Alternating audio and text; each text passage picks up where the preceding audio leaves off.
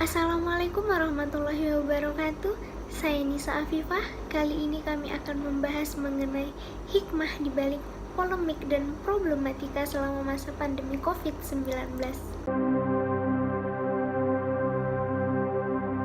Kehadiran pandemi di tengah-tengah masyarakat memang sangat membatasi kegiatan sosial di luar rumah, sehingga masyarakat dituntut untuk terus berdiam diri di rumah. Namun, hal positif yang tersirat dalam keadaan ini ialah sebuah sumbu kehangatan. Ketika seluruh keluarga berkumpul di dalam rumah untuk saling menjaga dan melindungi. Tak lupa juga untuk harus menjaga protokol kesehatan demi keamanan diri sendiri dan keluarga. Sehingga tak sedikit di antara kita lebih intens untuk menjaga kesehatan dan kebersihan di berbagai keadaan. Seperti apa yang dilakukan Muhammad Jumadil selama masa pandemi. Berikut informasinya. Assalamualaikum warahmatullahi wabarakatuh. Santri di tengah pandemi. Begitulah keadaan yang saat ini sedang benar-benar terjadi. Bagaimana kegiatan sehari-hari mereka? Berikut liputannya. Pondok Pesantren Kerapiak Yogyakarta merupakan salah satu pondok pesantren di kota Jogja yang masih bertahan di kala pandemi. Di masa sulit ini, para santri berjuang dan tidak pernah lengah menjalani aktivitasnya sebagai seorang santri, tentu menggunakan protokol kesehatan yang memadai. Mereka merasa di masa sulit ini mendapatkan hikmah begitu besar, seperti harus selalu menjaga iman dan imun, menjaga kesehatan, rajin mencuci tangan dengan baik dan benar, selalu menjaga lingkungan dan kebersihan sekitar, serta rajin berolahraga dan menerapkan pola hidup yang sehat. Kembali lagi dengan saya Muhammad Riza Diaul Haq. Kali ini saya langsung dengan seorang narasumber, yaitu beliau adalah seorang santri yang memang berkegiatan di tengah pandemi. Langsung saja, ada pun beberapa pertanyaan yang saya akan sampaikan. Mohon maaf, untuk kali ini namanya siapa Mas? Muhammad Jumadil. Muhammad Jumadil. Untuk pertanyaan yang pertama, bagaimana kebiasaan baru santri dalam menjalani kegiatan di tengah pandemi? Kegiatan baru, setiap hari kita selalu memakai masker, Oh ya. menjaga jarak, dan pola hidup berbeda. Oh oke. Jadi selalu jaga jarak dan pakai masker ya yang penting ya. Dan tidak lupa juga mereka selalu bersih dan cuci tangan. Kemudian untuk pertanyaan yang kedua, yaitu apa pembelajaran yang bisa dipetik ketika hidup bersih di tengah pandemi? Gaya hidup lebih bersih dan lingkungan juga semakin bersih. Oh ya, berarti ada kegiatan rutin untuk kebersihan sehari-hari di asrama, apakah begitu? Oh oke. Kemudian untuk pertanyaan yang terakhir, apa harapan santri ketika pandemi ini sudah berakhir? Intinya bisa mengaji seperti normal dan beribadah tanpa adanya peraturan.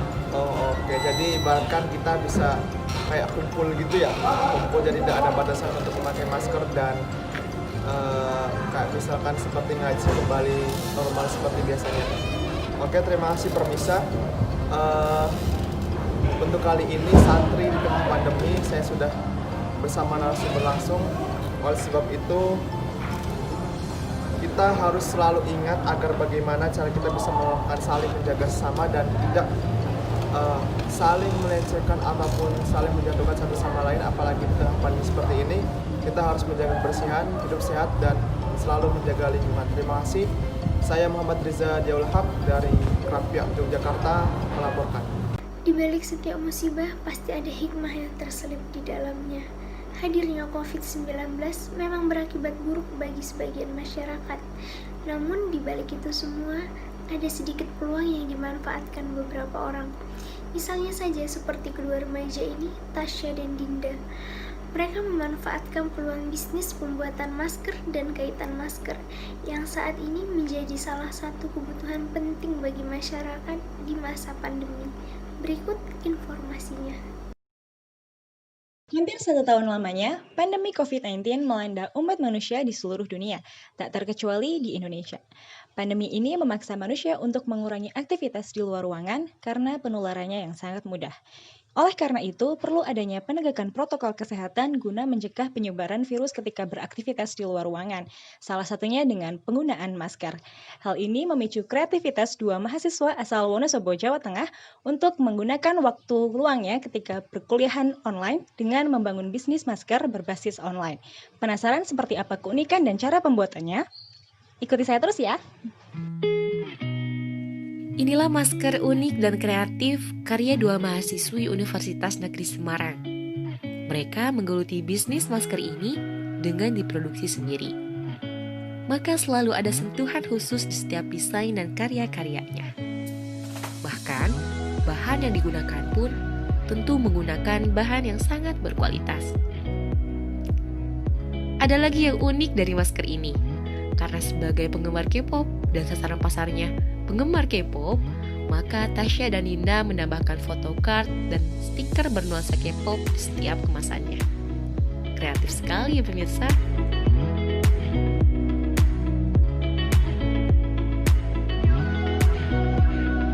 Jadi sini saya selaku sama Dinda.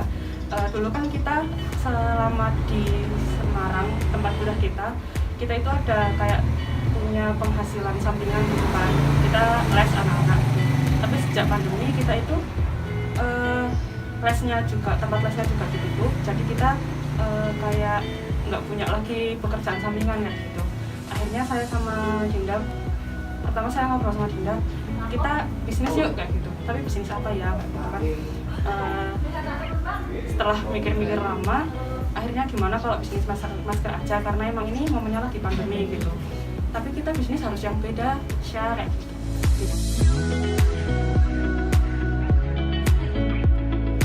Untuk kelebihan dan ciri khusus dari masker kita ini tuh sesuai tadi yang dikatakan Tasya, karena riset pasar itu karena kita juga berbasis, kita emang suka K-pop nih. Nah akhirnya kita gimana sih caranya buat melukis apa yang emang kita sukain, karena bisnis ketika tidak didasarkan dengan apa yang kita sukain itu akan merasa capek ya, merasa semangat gitu. Nah akhirnya keunikannya itu kita gambar sendiri, kita nggak cari dari internet atau kita mencari kain yang sudah jadi dengan motif tertentu, itu enggak. Jadi kita gambar sendiri, terus kita bawa ke percetakan, kita print, akhirnya kita jadikan masker ini.